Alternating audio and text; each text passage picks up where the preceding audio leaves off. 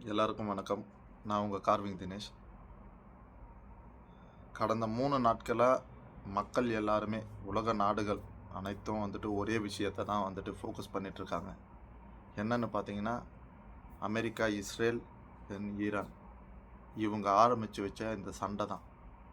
இந்த பிரச்சனையினால் எங்கெங்கே நம்ம வந்துட்டு பாதிக்கப்படுறோம்னா, அவங்க 2 பேர் இப்போது அமெரிக்கா, இஸ்ரேல் சண்டை போட்டாங்க.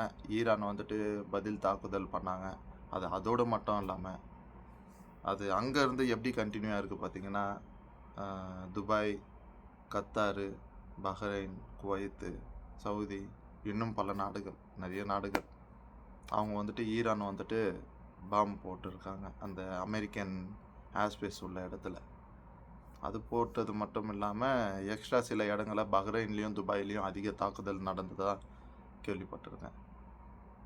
பார்த்தேன் சில விஷயங்கள். இந்த புர்ஜ் கலிஃபா பில்டிங் அண்ட் பாம்பு விழுந்ததாக இருக்கட்டும்.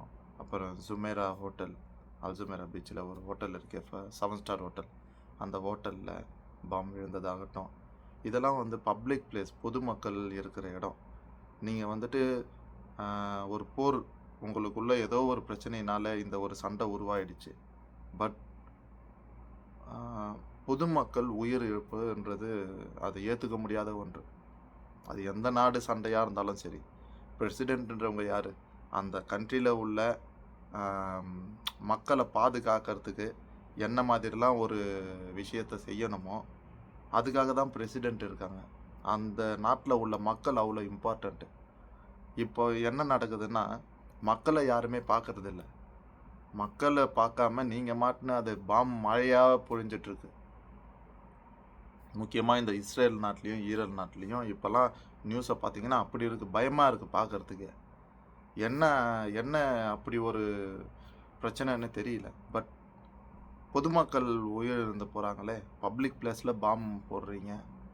பாம் வீடியோலாம் பார்க்குறதுக்கு என்ன சொல்கிறதுன்னே தெரியல. ஒரு சில வீடியோலாம் பார்க்குறேன். ஒரு அம்மா வந்துட்டு குழந்தைய வச்சுட்டு அந்த வீடியோ அலறாங்க அவங்க. ஏன்னா அந்த குழந்தைய வச்சு அவங்க பேரண்ட்ஸ் வந்துட்டு என்னென்ன கனவு காண்டிருப்பாங்க. அந்த கனவு மொத்தத்தையுமே ஒரு செகண்டில் நீங்கள் அழிச்சிடுறீங்க. ஒரு நாட்டுக்கும் இன்னொரு நாட்டுக்கும் உண்டான போரில். எதுக்கு இந்த ஃபைட்டு? அது இல்லாமல் நிறைய யூடியூபர்ஸு, நிறைய வீடியோஸு இது சம்மந்தமாக ரிலீஸ் பண்ணுறீங்க. அதாவது அடுத்தடுத்த அப்டேட் தான் நீங்கள் கொடுக்குறீங்க எல்லாருமே.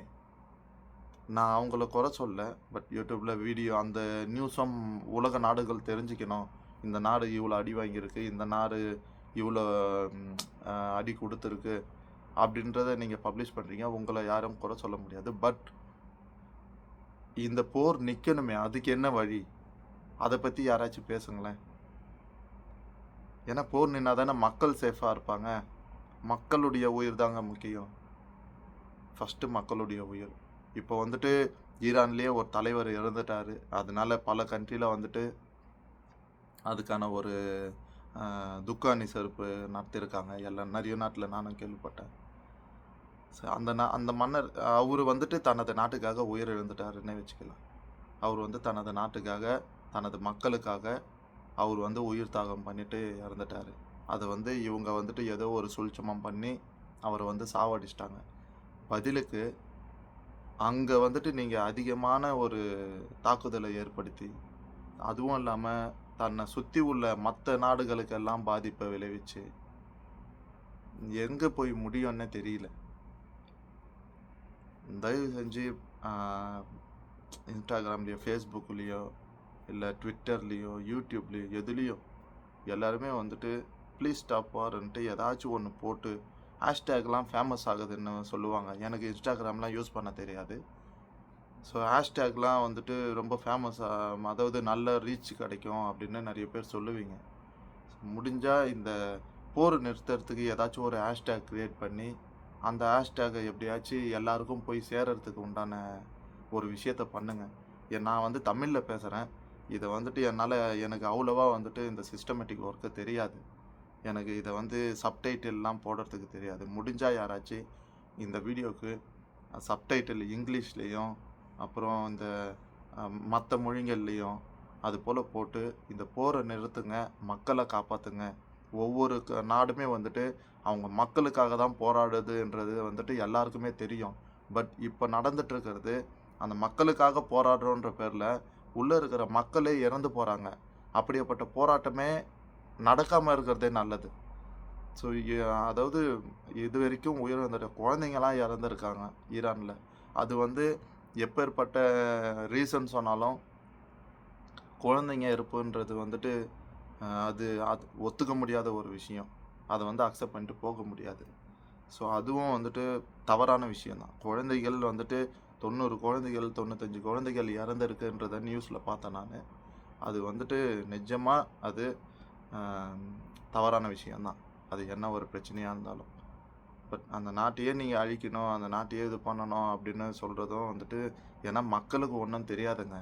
நிறைய பேர் வந்துட்டு நிறைய மக்கள் ஒன்றும் தெரியாமல் உலக விஷயங்கள் எதுவுமே தெரியாமல் வீட்டுக்குள்ளேயே அந்த உலகமே அந்த வீடு தான்ட்டு இருக்கிறவங்க நிறைய பேர்.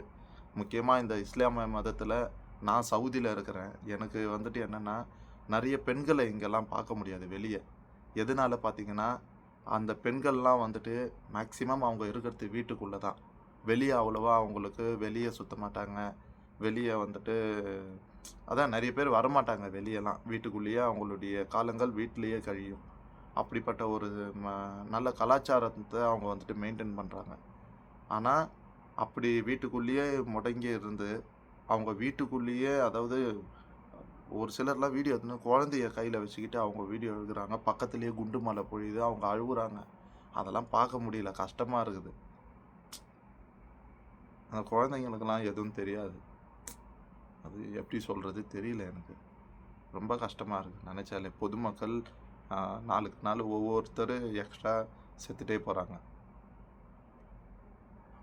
நிறைய பேர் இதனால் பாதிக்கப்படுறாங்க. தயவு செஞ்சு இந்த போரை நிறுத்துறதுக்கு என்ன பண்ணணுமோ தயவு செஞ்சு இதுக்கு மேலே யூடியூப்பில் வீடியோ போடுறவங்க எல்லாருமே இந்த போரை நிறுத்துறதுக்கு உண்டான விஷயத்தை யூடியூப்பில் ஏதாச்சும் போடுங்களேன். நிறைய பேர் இப்போ இவங்க இதை தாக்கிட்டாங்க, இவங்க இதை தாக்கிட்டாங்க, அந்த நியூஸ் தான் அதிகரிச்சுட்டு போகுது. அதை வந்து ஸ்டாப் பண்ணுறதுக்கு என்ன பண்ணணுமோ அந்த நியூஸை தயவு செஞ்சு பப்ளிஷ் பண்ணுங்கள். இது வந்து ஒட்டுமொத்த உலக நாடுகள் எல்லாருக்கும் முடிஞ்சால் எல்லா சப்டைட்டில்லையும் யாராச்சும் க்ரியேட் பண்ணி அந்த சப்டைட்டிலோட இந்த ஒரு வீடியோவை ஷேர் பண்ணி விடுங்க. அப்படி இல்லைன்னா நீங்களேவாச்சும் ஒரு வீடியோ க்ரியேட் பண்ணி அந்த வீடியோலையாச்சும் நீங்கள் யூடியூபர் நிறைய பேர் வந்துட்டு நல்ல ரீச்சு நல்ல மக்களுடைய அதாவது சப்ஸ்கிரைபர்ஸுடைய நிறைய பேர் யூடியூபர் இருப்பீங்க. அவங்களாம் வந்துட்டு போட்டிங்கன்னா இன்னும் கொஞ்சம் நல்லாயிருக்கும். நிறைய மக்களை போய் சேரும். மக்கள் இதை பார்க்குறது மூலிமா மக்கள் கொஞ்சம் விழிப்புணர்வாக இருப்பாங்க. நிறைய பேர் சேஃபாகவும் இருப்பாங்க. ஸோ தயவு செஞ்சு உங்களால் முடிஞ்ச உதவி தயவு செஞ்சு ஒரு 4 பேருக்கு வந்துட்டு இந்த வீடியோ ஷேர் பண்ண வேண்டாம். நீங்கள் ஒரு வீடியோ போட்டு இல்லை உங்களுக்கு தெரிஞ்சவங்களுக்கு இந்த போரை நிறுத்துறதுக்கு உண்டான வழி யாராச்சும் இது மூலயமா ஒரே ஒரு பெரிய ஆளுக்கு போகட்டுமே. ஒரு கண்ட்ரியுடைய பிரசிடெண்ட்டுக்கு ஏதாச்சும் ஒரு நியூஸ் போய் சேரட்டுமே. அப்படி சேர்ந்தால் நல்லது தானே. அவரு ஒரு மனசு மாறி ஒருத்தருடைய மனசை மாற்றுறதுக்கான வாய்ப்பு இருக்குது. அதுபோல் ஒவ்வொருத்தரும் மனசு மாறினா இந்த பிரச்சனைகள் நின்றுடும். மக்கள் பாதுகாக்கப்படுவாங்க. முக்கியமானது மக்கள் பாதுகாப்பாக இருக்கணும். மக்களுக்காக தாங்க இந்த உலகமே, மக்கள் தாங்க. மக்களுக்கு ஏதாச்சும் ஒன்று ஆகுதுன்னா அப்படி ஒரு விஷயத்தை எதுக்குங்க பண்ணணும்? இதை எல்லா நாட்டு மக்களும் யோசிங்க. நன்றி. தேங்க்யூ.